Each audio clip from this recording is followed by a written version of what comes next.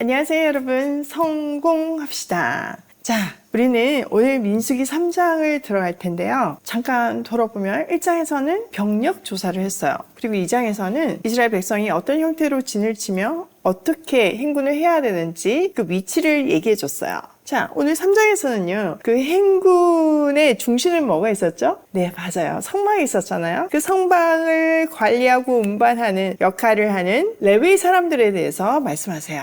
레위인들은요, 땅을 물려받지 못하고요, 하나님이 그들의 기업이 되셨죠. 그렇게 구별된 사람들이에요. 특히 제사장 집안으로 선택받은 아론 집안은 평생 하나님 앞에서 사용하는 영광을 누리게 되죠. 그런데 항상 그렇듯이 특별한 권리 앞에서는 항상 그에 해당하는 막중한 책임이 따르죠. 이들이 주 앞에서 섬기는 엄청난 특권을 가진 만큼 높은 수준의 경건과 거룩이 요구되었어요. 그래서 만약에 그들이 그 일을 제대로 하지 않을 때는 엄청난 벌이 가해진다는 것을 1절에서부터 4절 경고로 주시죠. 자, 얼마나 엄청난 경고인지 한번 살펴보도록 할게요. 주님께서 시내산에서 모세에게 말씀하시던 때에 아론과 모세에게 아들들이 있었다. 아론의 아들들의 이름은 맏아들은 나답이요, 다음은 아비우와 엘르아살과 이다말이다. 그들은 아론의 아들들로서 제사장의 임무를 받도록 기름 부어 제사장으로 거룩하게 구별된 사람들이다. 나답과 아비후는 시내 광야에서 주님께 금지된 불을 들이다가 주님 앞에서 죽었는데 아들이 없이 죽었기 때문에 엘르아살과 이다말만이 그들의 아버지 아론 앞에서 제사장 일을 맡아 하였다. 와,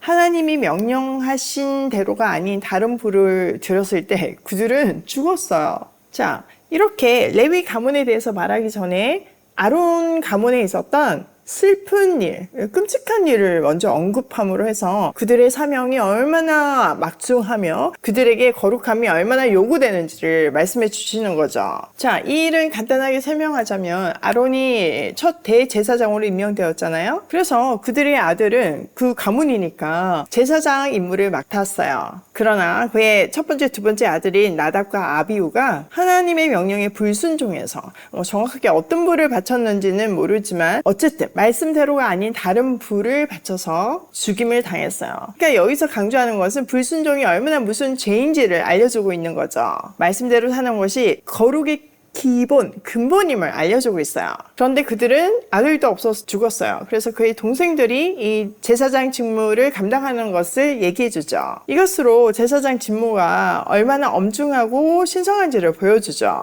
또한 이렇게 고도의 거룩함을 요구하시잖아요. 그러니까 당시 이스라엘 공동체의 제사장의 역할이 얼마나 중요한지, 그 영향력이 얼마나 중요한지를 반증하고 있어요. 자, 5절. 주님께서 모세에게 말씀하셨다. 너는 레위 지파를 불러내어 그들을 제사장 아론 밑에 두고 그를 돕게 하여라. 레위 지파 사람은 성막에서 봉사하는 사람들로서 아론과 그 회중이 회막 앞에서 제사를 드릴 때에 그 일을 돌볼 사람들이다. 그들은 성막에서 봉사하는 사람들로서 회막 안에 있는 모든 기구를 보살피고 이스라엘 자손이 해야 할 일을 돌보아야 한다. 너는 레위 사람을 아론과 그 아들들에게 맡겨라. 그들은 이스라엘 자손 가운데서 뽑혀 아론에게 아주 맡겨진 사람들이다. 너는 아론과 그의 아들들을 제사장으로 임명하여 그 직무를 맡아보게 하여라. 다른 사람이 성소에 가까이 하였다가는 죽을 것이다. 자, 아론 집안의 비극을 회고한 후에 하나님은요, 레위 사람들과 제사장의 위치를 정확하게 구분해서 설정해 주세요.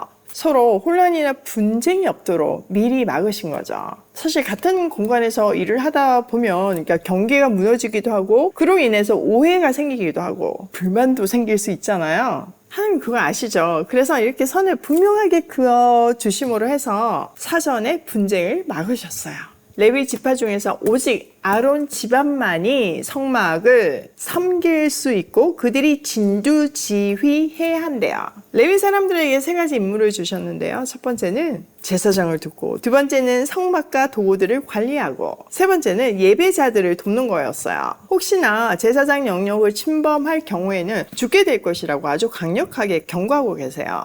이렇게 레위 지파와 제사장은 같은 사역을 하지만요, 역할은 아주 분명하게 분담되어 있었어요. 서로의 영역을 잘 지키라는 강한 경고도 있으니까 이 분리가 너무 중요하다는 것을 얘기해 주는 거죠. 우리도 마찬가지예요. 베드로전서 2장 9절에 근거하면 우리는 왕 같은 제사장으로 부름받은 사람들이에요. 믿음의 공동체에서는 머리 대신 그리스도의 각 지체로서 이렇게 유기적으로 또한 조직적으로 각자의 은사에 따라 사역을 해야 하죠. 모두가 뭐 손의 역할을 하고 싶다거나 모두가 눈의 역할을 하고 싶다면 이게 건강한 공동체가 될 수 없잖아요. 그냥 우리 몸을 생각해 보면 알잖아요. 눈만 여러 개 있으면 얼마나 무섭겠어요. 뭐 아무것도 못 하잖아요. 괴물이 되잖아요. 그러니까 교회든 가정이든 어떤 공동체든 하나님 주신 질서와 사명에 따라서 각자의 은사대로 섬기는 것이 너무나 중요해요. 자, 11절. 주님께서 모세에게 말씀하셨다. 나는 이스라엘 자손 가운데서 레위 사람을 택하여 처음 태어나는 모든 맏아들 곧 이스라엘 자손 가운데서 태를 처음 열고 나오는 사람을 대신하게 하였다. 레위 사람은 나의 것이다. 처음 난 것은 모두 나의 것이기 때문이다. 내가 이집트 땅에서 첫 번째로 난 모든 것을 칠 때 사람이든지 짐승이든지 이스라엘에서 처음 난 것은 모두 거룩하게 구별하여 나의 것으로 삼았다. 나는 주다. 자, 하나님께서는요, 레위 사람들을 이스라엘 자손의 장자를 대신해서 하나님을 섬기라고 말씀하시고 계세요. 자, 율법에 보면요, 사람이든지 짐승이든지 태의 첫 열매는 모두 하나님 것이라고 말씀하시잖아요. 우리가 지금까지 살펴본 출애굽기나 레위기에 보면 첫 것은 하나님께 드려졌잖아요.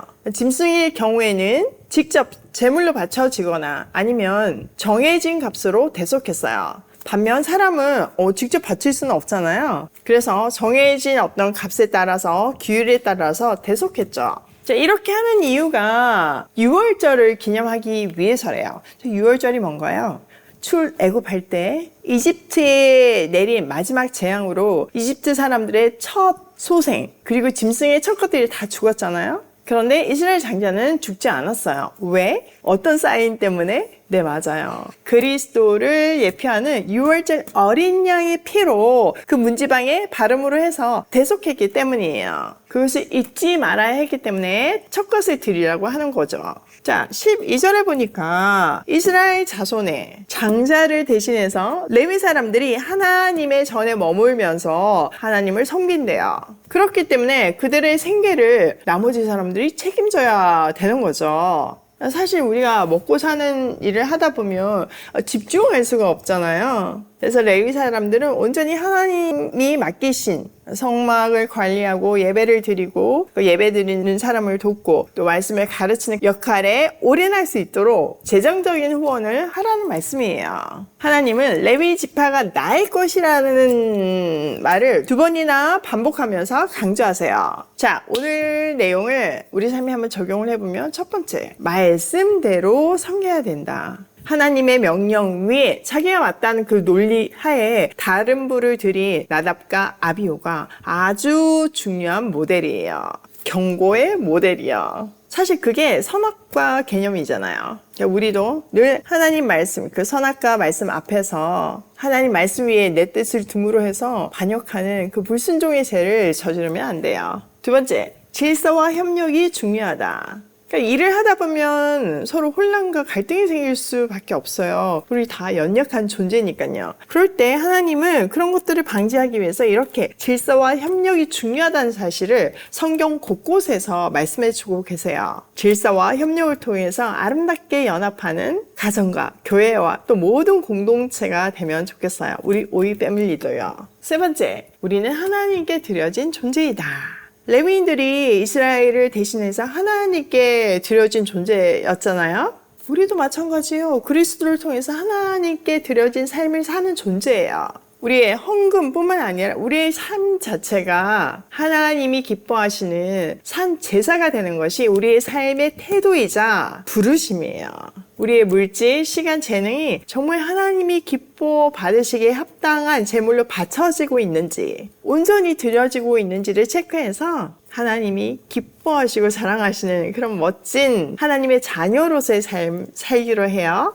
오늘도 나는 하나님께 드려진 존재임을 기억하며 나의 시간, 물질, 재능 온전히 드려지는지 체크하며 구부싱해요.